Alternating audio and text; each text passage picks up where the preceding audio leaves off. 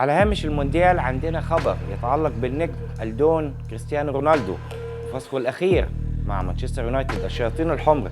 لكل نصراوي تابع الحلقة دي للآخر، نتكلم فيها بالتفاصيل عشان ظهر اليومين الماضيين أخبار كتيرة جدا تتعلق بالنجم الدون كريستيانو رونالدو.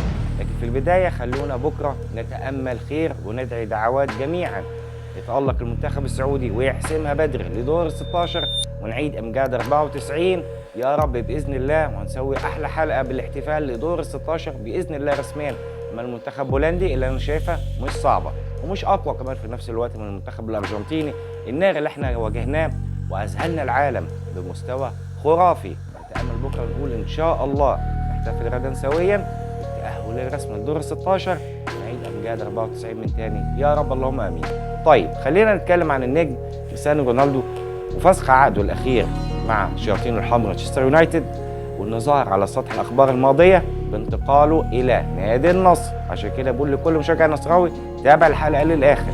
صفقه القرن زي ما وصفوها، هل انها هتتم؟ لكن خليني اخدكم للصيف الماضي. كانت اداره فهد بن نافل رئيس نادي الهلال فاوض فعلا كريستيانو رونالدو، وكان العقد وقتها 350 مليون يورو، كانت صفقه ضخمه. لكن مع تقدم العمر بالنسبه لكريستيانو رونالدو قلت القيمه السوقيه. لاعب 37 سنه او 38 سنه بمعنى اصح، مش هيبقى زي عطاء الشباب ده اكيد. لكن ايه اللي خلى خبر ان فعلا نادي النصر يكون مهتم بالنجم كريستيانو رونالدو وانه يوقع معاه موسمين؟ نادي النصر باداره مسلي المعمر قال ان الصفقه هتوصل 200 مليون يورو، يعني حوالي بالسعودي 770 مليون ريال لمده موسمين. هتبقى في انتقالات القادمه في الدوري. الاخبار الموجوده عندي اللي انا بحثت عليها كثيرا انه هيتريب من امام الطائي ومباراه الشباب في الصيف ده، يعني حتى بعد الايقاف الاخير بسبب مشكله كريستيانو رونالدو الاخيره، مشكلته مع الطفل الشهيره اللي احنا كلنا تابعناها، هيتريب فقط عن المباراتين دول. يعني معنى ده ان فعلا ان الصفقه مش مجرد اخبار كاذبه او حاجه على سطح المونديال انها بتظهر وتختفي، لكن فعلا في اهتمام كبير بدليل ان رقم ظهر. مش موقع واحد اللي اكد المعلومه دي، مواقع مصريه، قنوات كتيره جدا، موقع سعودي زي جريده سعودي اشارت على الخبر، جريده الرياضيه، كذا موقع رسمي.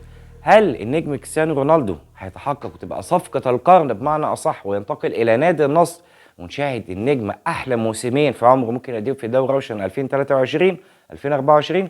ده اللي هنشوفه في الايام القادمه. لكن احتماليه كبيره او احساس بمعنى اصح ان فعلا الكلام ده مش مجرد خبر اشاعه، النجم فعلا قوسين او ادنى لانتقاله لنادي النصر باداره مسلى المعمر تبقى ضربه معلم. لو تمت فعلا بجد، لاعب زي كريستيانو رونالدو هيبقى مفيد طبعا.